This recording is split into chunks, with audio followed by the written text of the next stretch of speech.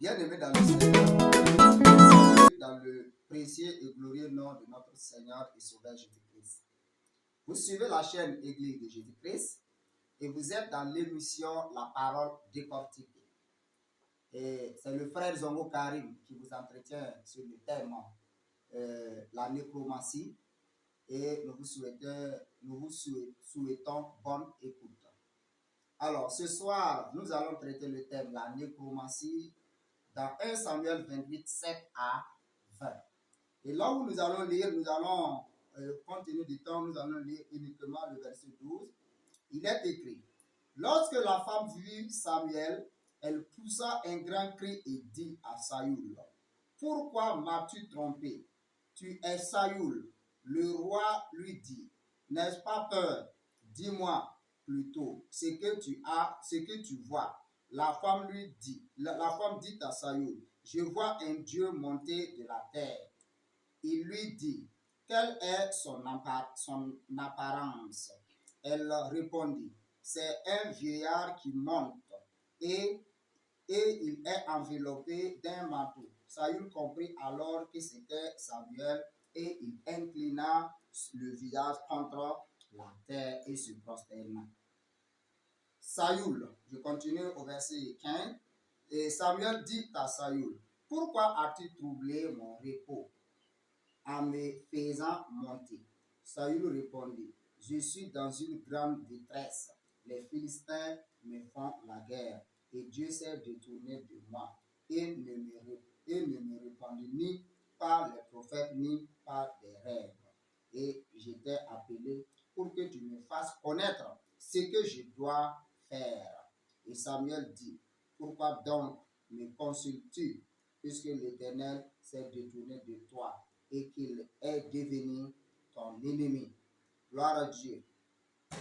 Alors, donc là où nous venons de lire, dans 1 Samuel 28, 7 à 20, nous voyons clairement une pratique de la nécromancie. Et nous pouvons nous poser la première question: qu'est-ce que la nécromancie? La nécromancie est une divination par l'évocation des morts.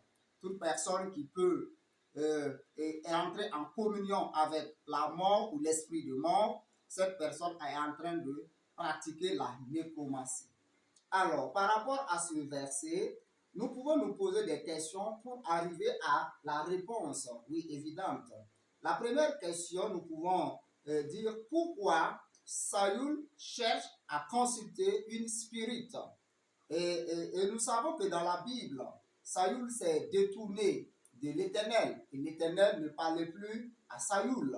Nous voyons cela dans 1 Samuel 15, 11, nous voyons cela dans 1 Samuel 18, 10, 1 Samuel 19, 9, 1 Samuel 16, 23, et Saül, en quelque sorte, a désobéi à l'Éternel. Et Dieu s'est détourné de lui. Et donc, Saül voulait consulter quelqu'un qui avait le pouvoir de parler avec les esprits.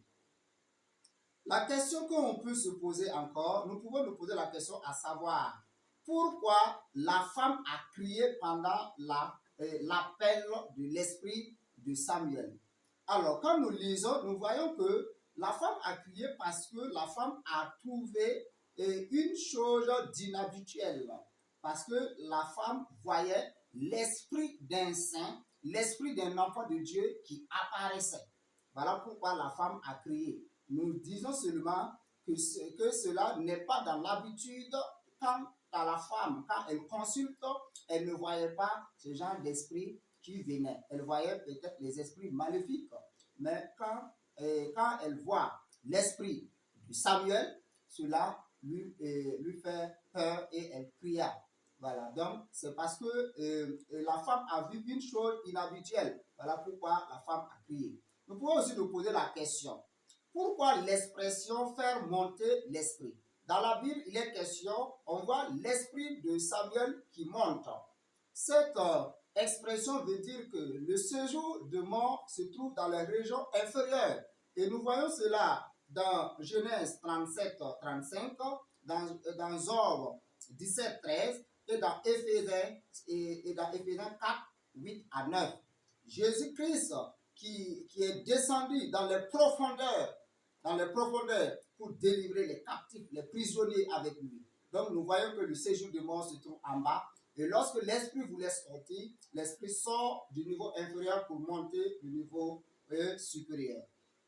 Nous pouvons aussi nous poser la question, pourquoi Samuel est-il qualifié d'un Dieu? Parce que la femme dit, je vois un Dieu qui monte. Alors, la Bible nous dit dans Psaume 28 et dans Psaume 82, 6, que les fils de Dieu sont des dieux. Alléluia.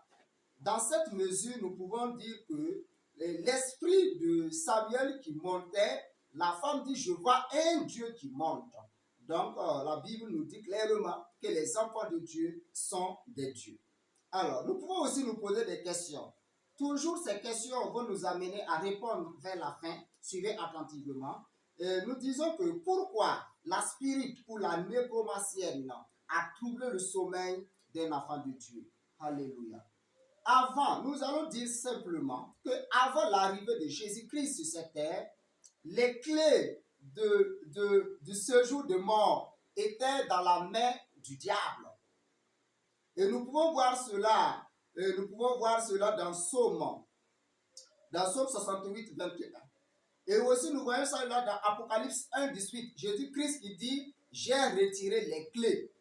Et donc nous voyons que comme le diable avait la clé des séjours des morts, donc il pouvait faire sortir un enfant de Dieu qui était dans le séjour des morts. Voilà pourquoi quand la spirit a appelé l'esprit de Samuel, et la spirit qui travaille avec le diable,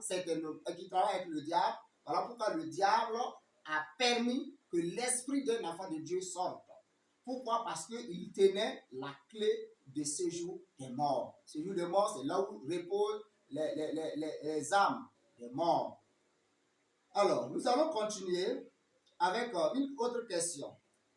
Dieu permet-il la divination? La réponse est clairement non, parce que Dieu ne permet pas la divination. Et Dieu nous dit dans Deutéronome 18, 10 à 12, que vous pouvez lire, qu'on retrouve chez toi une personne qui fasse passer son fils ou sa fille par le feu, personne qui exerce le métier de devin, d'astrologue, et d'orgie, et de magicien, d'enchanteur, et personnes qui concilient et ceux qui évoquent les esprits ou qui se disent la bonne aventure, ou qui disent la bonne aventure, personnes qui interrogent les morts. Donc, dans ce texte, dans Deutéronome 18, 10, il est clair que Dieu est contre la divination. Dieu est contre l'invocation des esprits de mort. Oui, nous voyons dans ce monde, des gens, des religieux, souvent quand ils prient, ils disent paix et salut sur une personne morte. Voilà, et il prononce son nom. Notre Dieu est contre tout cela. Donc, celui qui est en relation, notre Dieu n'est pas un Dieu qui est en relation, qui nous fait connecter avec les morts. Donc, celui qui est en communion avec les morts, la personne est possédée. Alors, nous allons aussi nous poser la question suivante. Un nécromancien peut-il encore troubler le sommeil d'un enfant de Dieu? Actuellement, oui, nous disons que non. Non, ce n'est pas possible parce qu'à l'heure actuelle, quand Jésus est mort sur la croix, la Bible nous dit que Jésus-Christ est descendu dans les régions inférieures des séjours des morts et il a libéré les captifs. Donc, à l'heure actuelle, un nécromancien ne peut pas parler avec l'esprit d'un enfant de Dieu. Ce sera impossible. C'est impossible parce que Jésus-Christ a libéré les prisonniers qui étaient d'abord dans le séjour des morts avant son arrivée. Et maintenant, les morts en Jésus-Christ sont en Jésus-Christ, dans le sein d'Abraham. Et le sein d'Abraham était un nom. C'est un nom qu'on a donné à toute personne qui a la vraie foi d'Abraham et qui meurt au Seigneur Jésus-Christ. Donc, nous disons qu'il est impossible pour qu'une sorcière ou une spirit invoque l'esprit d'un enfant de Dieu actuellement.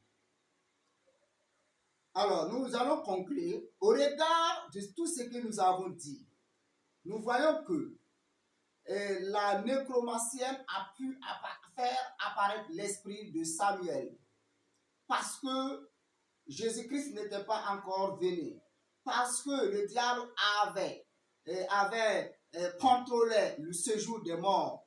Voilà pourquoi cela a été possible. Et maintenant, actuellement, nous allons dire simplement que actuellement, ce n'est plus possible qu'une sorcière fait apparaître l'esprit de quelqu'un, d'un enfant de Dieu.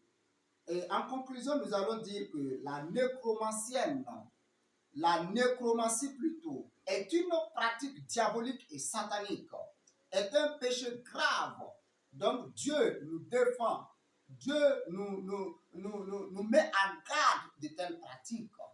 S'il y a ces pratiques dans les églises, que ces pratiques sèchent, s'il y a des gens qui invoquent leurs parents décédés ou leurs parents décédés ou qui que ce soit, s'il y a des gens en face de la mort, ils parlent avec le cadavre, cela n'est pas biblique et notre Dieu nous met en garde contre cela dans Deutéronome.